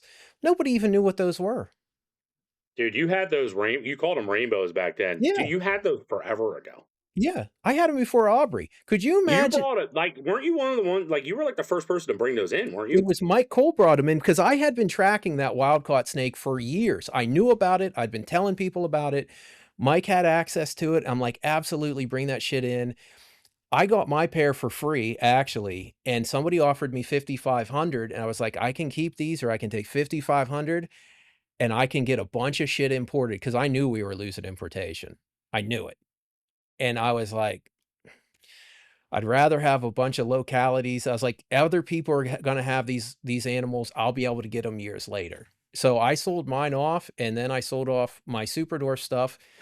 And I mean, I've never got a thank you card from Aubrey or Garrett, but I think they owe me one because, you know, I mean, I had, dude, no offense to Aubrey. Aubrey has made some killer snakes, but if we would have been producing ocelots on parallel, and soon as I would have had an ocelot, that shit would have went into my localities, you know, and we'd already have ternate ocelots if I would have stayed with it. We'd have If Calatoa you we ocelots. would have way more if you would have stayed with it. I mean, dude, Yeah, I feel like it was like 10 or 11 years ago you had those. 2000 like 13 or something.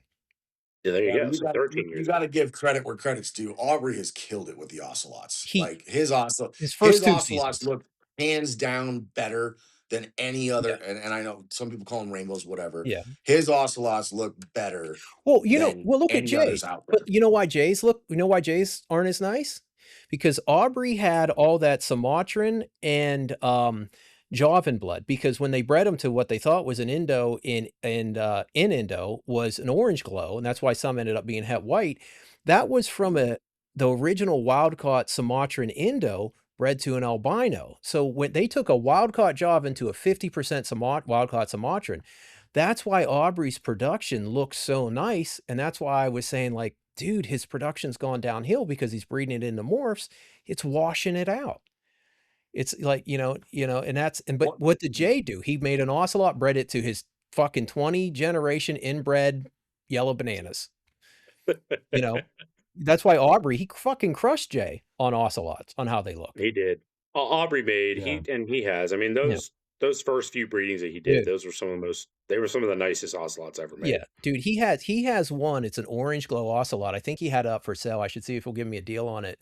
And dude, it has, I doubt it, but dude, it has, You think? yeah, it has the amount of black rosettes on the side. I'm looking at that. I'm thinking, dude, why is he even selling that? Because I'm looking at it and I know that rosette count means high back diamond count, but it's not striped. So he's got some space in there. He's got some nice sharp back diamonds. You can't see it, but I know what those polygenic traits are doing to cause that look. And I'm looking at that snake and I'm like, man, whoever buys that specific animal, if they run that into a ternate, Halma, anything, like they're going to take that shit to another level. Like ocelot can go to a level people don't realize. I want to see ocelot run into pure Malaysian. That's what I The want to high see. And I've been silver. saying, and the high silver. dude, Yeah, the high and the silver. black. Yeah. Like, yes, I want to see that so bad. Yeah, high I mean, silver. that's what you need to keep doing it with. I mean, you need to keep it going. I mean, that snake by itself gets so silver. Like, why breed it to something that browns out? Yeah, a mocha doesn't make any ocelot. sense. Do you think what a mocha ocelot's going to look like? You put mocha with Malaysian on top of ocelot. That'll be like fluorescent silver, which isn't even a color. You know what I mean? It's going to be You're just making new spectrums. Yeah, making new color spectrums. Yeah, we're creating funny new as shit. colors. Dude, it's there. It seems like Retix is like in this shitty position, but if we do start moving into selective breeding, man, I don't even think we realize what we can do. Because every season I see something come out of my collection, I'm like, that blows me away. And a lot of people are working with a lot of localities now.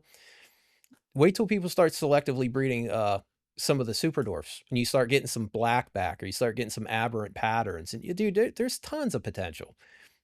Tons of potential. There is. There's a lot that hasn't been touched. And I think as we grow and we understand them more, I really do think that some people are going to figure this out more and they're just going to become incredible looking. And I give away all my information for free. Nobody wants to listen to you because you're an asshole. Yeah, well, you know what? But you know what? The handful of people that do, they're gonna fucking blow right past everybody else. Well, and that's so I saw the same thing. I ran a dog kennel. I bred dogs for a decade, and I saw the exact same thing in dog breeding, right? So many people jumped in. They would just buy a couple of dogs, and they thought because they spent big money on those dogs that they were breed worthy. And they didn't understand. And I've said this for years. You learned it in middle school biology, the fucking Punnett square. Most people don't even know what it is, nor can they manipulate it and figure it out. And it's like, you understand that and then actually study the animals and start looking at, like you said, the polygenic traits and the different visual expressions and looking at how things go together. And some of that does come with trial and error, but people don't want to take the time. They just want to throw snakes together and breed them. And again, Paul and I have talked about this for years. There are so few quality purple albinos left in this country. Dude, I was just talking about that. It's disgusting. I was just talking about that. They look lav. Like, and look, I'll say this point blank.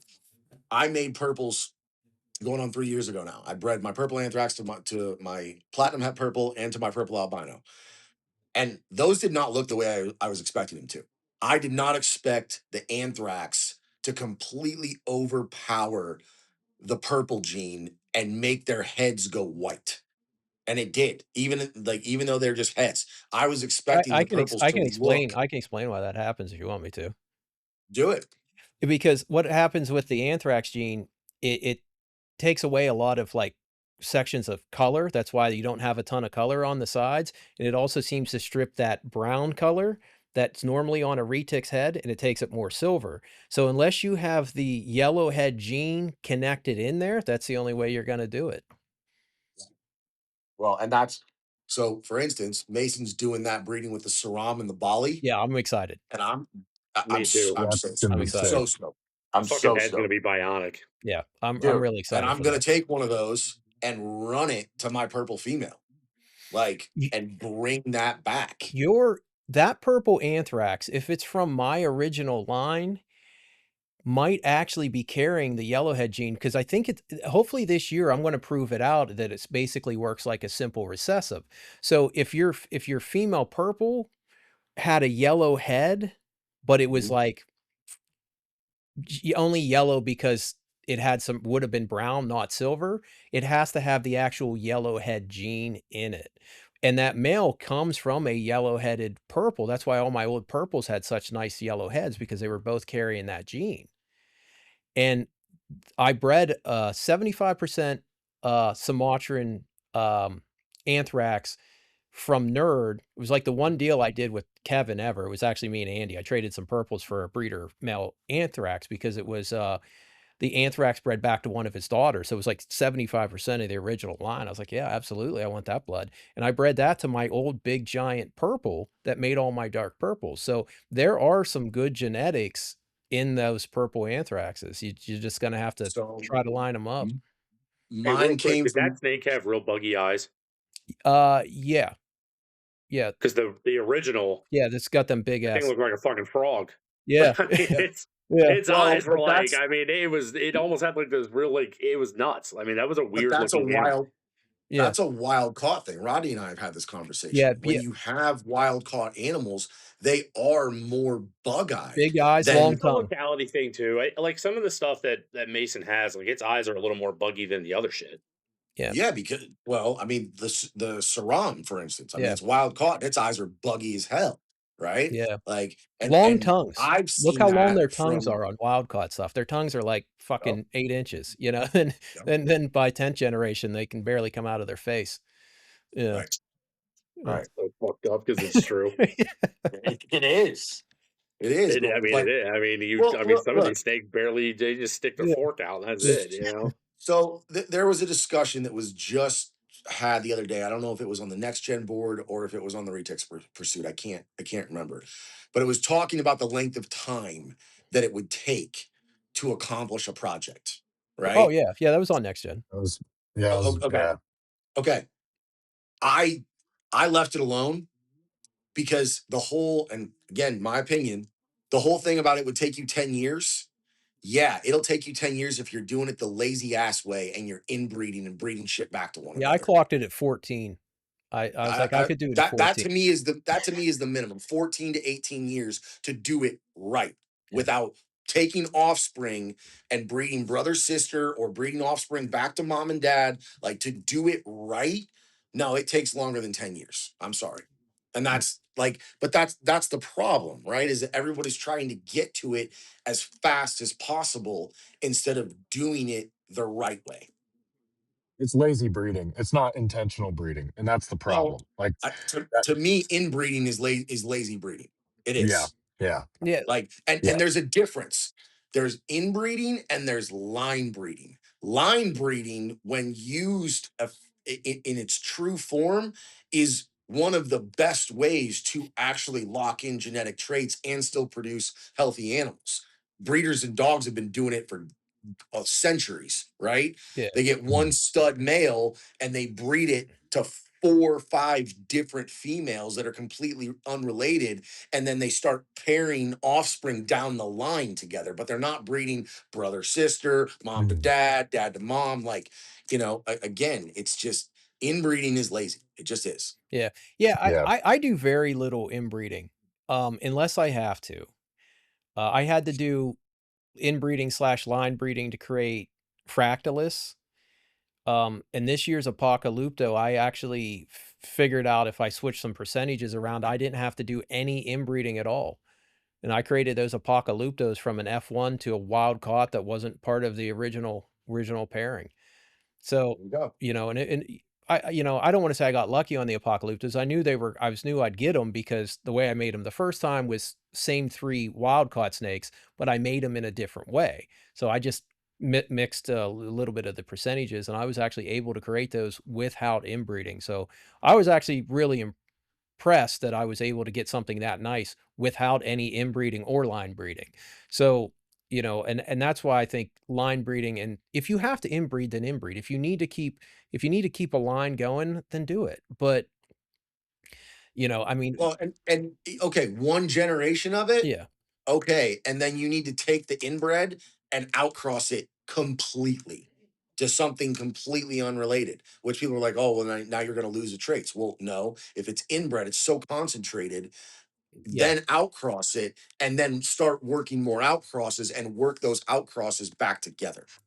yeah, yeah. See, I have so many lines of ternate that I can kind of mix and match however I want. I think I have technically line 17 or 18 in the incubator right now because I started with 5.6 and I don't have that many anymore. But so I lost one right away. Then it allowed me to make 20 to 25 technically different lines by breeding this male to this female and this female to that male. So I have so much shit here that I can play with stuff as long as I want, and it's nice, because who knows what the hell is going to pop up in some of this stuff once I do start doing a little bit more intensive line breeding. And Mhm. I think this is gonna be across the board. I think this is gonna be across the board. That's why I think retics are in a much better place than people realize. People are looking at prices coming down, and I'm just like, "Whatever." Well, once again, the people that are concerned about the prices coming down, number one, either they don't specialize in something. And again, this is something that I've said for a long time. Too many retic breeders want to try to make everything. Yeah. They're trying Yeah. to they've got way too many projects. They need to figure out what it is. And again, I'm not saying that my way is the right way, but I chose the lane that I'm in years ago. And a lot of people told me that I was dumb for choosing it. That oh, you're never gonna be able to sell mutts. Like, why would you do that? Why would you get rid of all your morph stuff? You're gonna lose out. And now here we are, and I I I can't even begin to fill the amount of people that want one of these 75% Sulas, right? Yeah. No, now again, I don't want to, but at the same time, it's like pick what you like, pick something that you're really, really into, and go after that. Stop trying to just produce snakes to produce snakes. Like it's not, that's never going to be effective. And again, it's part of what actually puts our industry in a bit of a chokehold is guys that still produce several hundred retics a year.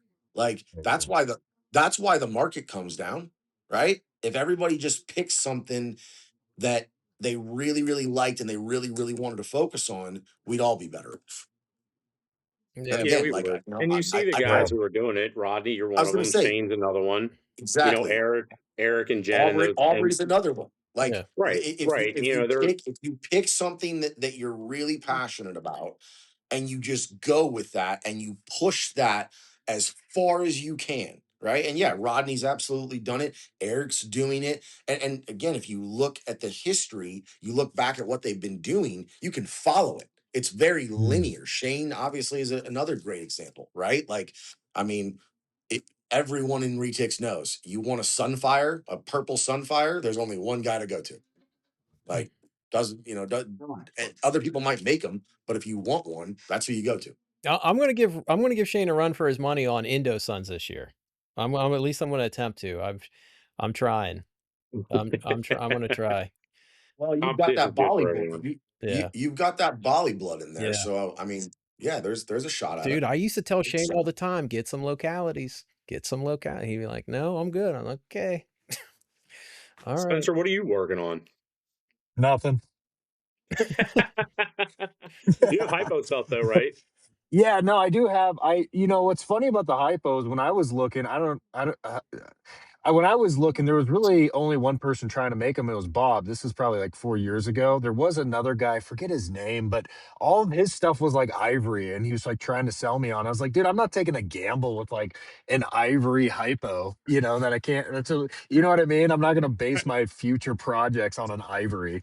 So he was trying to sell me on all that, and anyway, long story short, I reached out to Bob. I reached out to another breeder that was trying to do hypo.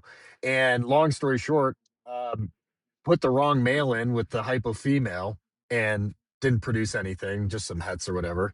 And so yeah, it was a whole journey trying to get my hypo, but he's a platy tiger hypo male from Bob. And I don't know. I was originally going to take him to my Coyote, but to one of Weston's points is like I didn't want to potentially make 30 or 40 head hypos. Like I just didn't want to do it. I didn't want to have to deal with it. So I'm planning on taking him to one of my smaller super dwarfs, and hopefully I just get a small clutch and can keep most of them back. You know what I mean? So In the worst case um scenario, you throw out a few eggs. I mean, you kind of know what they're going to be. yeah. I mean, and I think it's cool. I think the platinum hypo definitely. I mean, it definitely has like its own kind of look, which is cool. Having some codoms in there is fun too. For the head side. But yeah, I mean, I'm trying to think if there's anybody else working. I guess is Eric doing hypo Halma stuff. I think he's I trying think he might. hypo Halma and hypo Yeah, Kalatoa. so that would be interesting. Jake's Mine got a is lot of stuff. Yeah, Jake has yeah. some Jake's got a lot of neat shit for the hypo hypo stuff. stuff too. He had some really Yeah, pretty I mean animals. that anthrax project I got in on with him. I think that'll be cool. So Yeah. Anthrax Yeah, and I'm hypo will be a dope morph. I I think it will think. be. I mean, they're both striped out. I think they'll go really well with each other.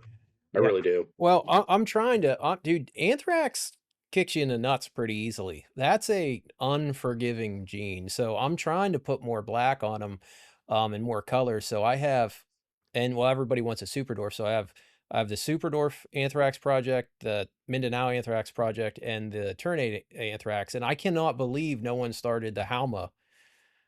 I was like, dude, somebody needs to start this. I'm not doing this. I already got 3. So there's a lot of projects like that's what people don't realize. There's so many projects with these localities that have not even been attempted. And I think once a lot of these risks have been taken and there's some proof of concept, I think localities are the future, yeah. in my opinion. But We're yeah, like working with localities. but the thing Yeah. is, Halma anthrax does not need proof of concept. That's like Yeah, that's that no should be a slam brainer. dunk. Yeah, that's It's going to be a jet black snake when it the final outcome. yeah. Yeah. That'll be crazy. Yeah, it'll be a nice Especially one. if you can get it up to like I mean I know it'll take a long time, but if you can get up to 75%, Yeah, that should be pretty wicked animal. Unless you, I mean I don't know, like RJ for instance, that anthrax that I got from Nerd that Andy believed would be or his anery.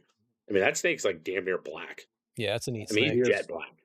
I mean, He he's is. insane. Now, I don't know if that's because it's directly from the original male, Mhm. or if it's an age thing. Again, that goes back to like keeping these retics longer than 10 years. Yeah. Nobody does.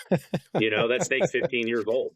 Yeah, So it's like, we don't even really know what some of these anthraxes will end up turning out because nobody keeps them alive long enough. yeah. Yeah. So Yeah, it's a big issue. I get a kick it out of is. the silver line anthrax, and I was like, if you want that silver line anthrax, you better keep breeding silver shit into it. Yeah, Ben Rennick had the nicest one that I'd seen in a long time, that high silver one that he had. yeah. Because Travis Cubis has it, right? I don't know. Not Cubis. The other Travis. Travis Warren. Travis Yeah. Warren. Doesn't he have it? I know he has some of that stuff. Yeah, he's got some. I of was that. wondering when you were going to turn that light on. You've been sitting in that car for hours. I know it's going dark, dude. It's I going watched the dark on me. sunset in your car. I know it's a nice sunset. Yeah.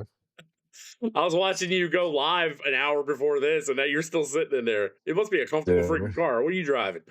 Dude, it's not. It's a beater, dude. It's a Kia Optima, man. It's nothing crazy. I beat this car up, but it's paid off, so that's all that matters. It's like Shit, so. in this economy, it's the best thing you got. Yeah. That's your door knocking car, isn't it? Yeah, 100%. Yeah, I beat the hell out of this car. Ladders, freaking. I could sleep in this thing, but no, I mean it's cool. And like I said, it's funny because Weston, I use you as an example all the time when I'm talking to people about retics that don't really know. They're like, "Oh, do you have all the the big stuff or whatever?" And I was like, "No, I don't." And I was like, "And it's on purpose." But I know a guy, here in Utah that like willingly does that, like owns a lot of these animals, and it's simply just because he likes it. Mhm. You know what I mean? Like Yeah. there's very few guys I feel like that really have that kind of level of passion where they're you've got other ventures and other things, but to have essentially a warehouse of big snakes, it's nuts, dude. Like because I've shared this story a million times, but I went out to retic fest, and I was with Eric. I'm trying to think who else. It was at Garrett's place, and we pulled out Karma, which is that like 17-foot platinum mainland, and Mhm. she was super flighty, and we were trying to get her out of the facility. It took like freaking forever, and I was helping carrying her out. I was helping her carry her out, and I was like, dude, I can't. Like, this isn't fun for me. You know what I mean? Like I'm able bodied. I'm 6'2". I'm like 235 pounds. Like, I'm active. I go to the gym, but like this is just not fun. But I can see how for somebody else it would be fun. Like yourself, Weston. So Adrenaline anyway, rush, man. It's I addicting. it's love it, man. I love you it. Like, do, but that's the and thing. Like that's why I tell people about you, because I was like, dude, I know a guy that's like crazy enough that he just does this for fun, dude, which is yeah. nuts. Well, it's like for me, I mean, and again, I actually dug some of these pictures up not that long ago, and I sent them to Paul. Like when I was in my 20s and living in South Florida, like I was keeping hots, like I was keeping all sorts of different stuff, Yeah. and I always wanted a big albino retic back then. But again, I was a college kid, right? I didn't have 6 grand to spend on a albino retic. But it was always just something I was like, dude, I want one of those, like the giant snake, like that would be so fucking cool. And so, again, I got into my 30s and had real adult money, and it was like, yeah, like this is what I'm getting. And even now, like I can appreciate a lot of other reptiles, right? Like Paul's gotten Mm. super into these green trees. They're Mm. they're Right. awesome looking, right? They're really pretty. They're They do so not boring. Yeah, I was just they gonna say do they're boring as nothing for shit. me. It's like, They They do do nothing. nothing for me. Like And they're I, so I expensive and they do like nothing. and that for me, like it's like, yo, I just can't. I don't want something that literally just lays there and does nothing. I don't care how pretty Yeah. it is. Like Yeah. it, I it's agree. gotta be, it's gotta be interactive for me. And to a point, yeah, like I am a fucking adrenaline junkie. Like there's gotta be some moments of like, oh shit, like So That like is that, yeah. that does make it fun though. I mean, it Yeah. does. Like, Yeah. It does. I mean, that's why I'm getting a Sumatran from Mason. That's why I want to eventually get a Malaysian. Like, I want these big genes. Like, I miss my big purple girl. She was 18.3 when she died. She hmm. developed a tumor and died. That snake was just fun to get out. It was just fun. Like, she would drag you across the lawn, but like, yeah, she wouldn't turn around. Like, there was zero aggression in her whatsoever. For me, it's just more fun than handling a 10-foot snake. That's just, but there's nothing wrong with that. That has this place Yeah. in this industry, and that's fine. But yeah, there's just something about like I had a video not that long ago when I had my sun tiger before I got hurt. Like she turned and came at me, and I'm laughing. Like it's fun. It was just funny. Here she is, this 14, 15-foot snake, mouth open, just striking. I'm trying to go to the right. She's going with me. I'm trying to go to the left. She's locked in on me, and I'm just laughing. Some people be, panicking and running out the window or out the door. And I'm sitting there cracking up laughing. I eventually walked over with the trash can lid and pushed her back in her cage. But you do got to be a little bit of a adrenaline junkie to mess with these big ones, man. Cause Yeah. they can humble you real quick. Yeah, they can. They can. They're No a lot of question. fun though. yeah, Yeah, Spencer, you Well, gotta come. they're a lot You see, they're a lot of you'll have fun to if you come. only have a few of them though. Yeah. Well, yeah. so I, That, I I Yeah, will I agree wouldn't with want that. 10 like So that psychopath. Like Yeah. he's that's well, what I'm saying. so That's what I'm I will saying. say this. I will say this, and part of the reason, and a lot of people actually still don't know this, but I only personally now have 13 retics. Yeah, it's not bad. Oh, So okay. and part of that was Still. like, well, still, but coming from what I had in Yeah. 2023, like my old facility in Park City, I had roughly 70. adult retics, Oh my gosh, dude. and they were all mainlets. Like they were all Mm. mainlets. There were no small animals. Now, I had some yearlings and stuff in that too, but like when I started traveling a lot more for my business and being gone, it was just a necessity. Like I could not do it anymore. And I frankly I don't miss having that many snakes at all at this point because I really get to enjoy the snakes that I have now. And that's Yeah. where again, like, and using myself as an example, back then, like I was trying to produce pretty much everything. I had a Pied project, I had Indo projects, I had Moschino projects. Like I was trying to do everything, and there just was like there was no real reason to do it other than like Yeah. I thought it was cool and I wanted to make all this different stuff. But at the end of the day, it was like, all right, like what do I really want to focus on? What do I really want to make? And honestly, at the end of the day, what I really want to make are giant fucking snakes. Like, I'm not concerned about what morph it is. I want to make giant snakes that have the potential, the real potential to hit 20 feet. That's what I want to make. Like, and that's a very, very niche market. There are not a lot of people that genuinely want well, people say they do. They think they want a 20-foot snake, but most people genuinely have no idea what that even looks like. Yeah. Yeah. Yeah, No, I mean, I've hats never off. had a true 20-footer. I've never had a true 20-footer. I've had snakes close, but never a true 20. I had The only two that were over 18, and I mean, people don't understand that extra 2 feet doesn't sound like a lot. It's a whole different fucking animal. dude, to And this day, at that weight too is crazy. I mean, 15 to to 18 is not even the same animal. It's No, dude. insane. Dude, you like no, It's insane. no, 17. no. 17 is when like you're like, "Oh, okay." That's like Like when they you're hit that kind of 17. more in control. I'm just Yeah. kind of letting you go where I think Yeah. you should go. But like, if they Yeah, really want to go somewhere, you're not fucking stopping that snake. No. no, You're just not. no. And exactly to your point, like, I have some big ass snakes now. None of them, not a one touches what Neffy was. Really? Like just That's it, crazy. it's not even remotely close. It's not even remotely close. Like She was that snake, 21 and a half, right?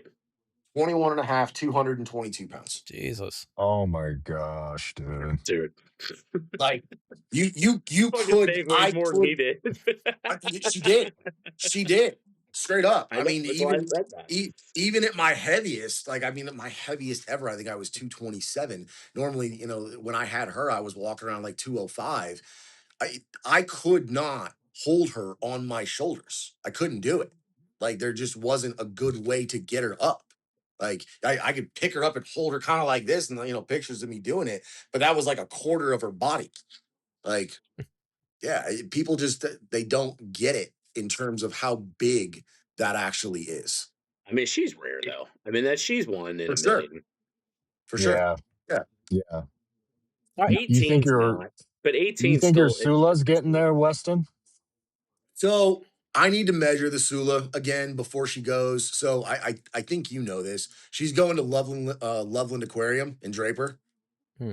Oh, okay. I'm She is. She so is. I'm donating her. Wow. Yeah, it's gonna be a couple months. That they just finished the exhibit. But it's dope, dude. Like it is a That's huge sick. walk-in. And part of why I'm doing it is because I know I measured her in 23 under anesthesia, and she was 19 feet. Hmm. And I know she's grown since then. So Gosh, she dude. she very likely could be 20. I'm not going to say that she is. She's over 19 for sure. Last time I Bobby, weighed her, how big were those parents? That's a Wilkins line. That was the second breeding he did. How big were those animals? They were pretty decent size. But the thing was, because I drove out to Ohio to pick up some of those babies. The male was big. Like Terry didn't not feed the male. The male was like just as big as the female. So the male was probably like 16, 17 feet. And dude, that's pretty big for a male. Like that's, that's a Fuck yeah, big dude. male. Yeah. Yeah, that's a big yeah, male. the How big male was the was female? like, she was probably 17, 18. She was pretty decent sized snake. Yeah. Yeah. Are they So still like alive? No, the Ohio government killed them. Actually, if you talk to Terry, Hmm. he does not think that that's necessarily true. He Really? thinks He thinks They took 'em. that they took them, and he thinks the Phoenix Herp Society ended up with some, and that like I Wow. know he knows one of them or a couple of them did go to zoos. Okay. Now whether they're still alive or not, who knows, right? And the wild caughts are probably dead at this Yeah, point. they'd be like Um, 40 or 50. Yeah. yeah. I mean, they'd be super old. But no, he is confident that most of his snakes were basically given away to other people. And Mason actually just talked to him the other day. Yeah. Yeah, Mason And said, he said, Terry says hi, because I haven't talked to Terry for a year or two. yeah. But yeah, Terry's pretty confident that they weren't euthanized. Well, that's So, good. Wow. but That is good. but yeah, Spencer, a couple months she'll be up there. And part of why I'm doing it, number one, it's the best thing for her, like in terms of an environment, like what they're giving her in terms of a space is better than Yeah. anything I would really ever be able to provide. Number two, I really want people to be able to go see it. Like people, even in zoos anymore, you don't see snakes like that. Like they're not Not even there. close.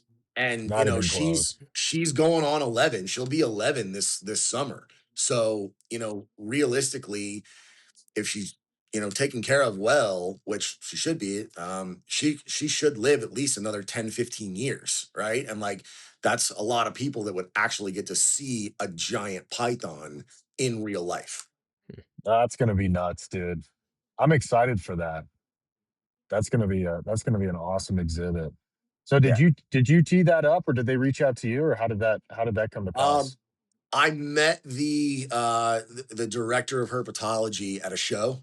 He had followed me for a while, and he came up to the show and we talked. And he said, they were building a whole new Asia exhibit, and they were going to be looking for a big snake. And so we talked for a while, and then in 2023 he came up, and that's when I was downsizing.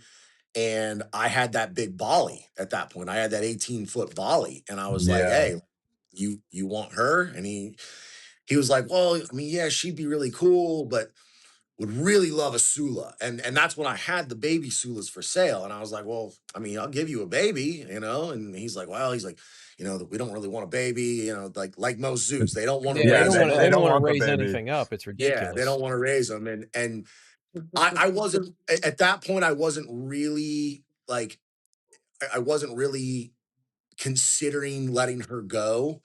Um, you know, I was still on like kind of back and forth on what I wanted to do with her. And then, after all the stuff that happened with her sisters that both, went egg bound and died, that I made that decision to not breed her. And it was like, well, like this'll be the best life she could possibly have. So Yeah, that's awesome. That's awesome. No, this has been cool, gents. I gotta bounce, but yeah, Weston, we'll have to connect when you're back, and I gotta go up and see Mason at some point too.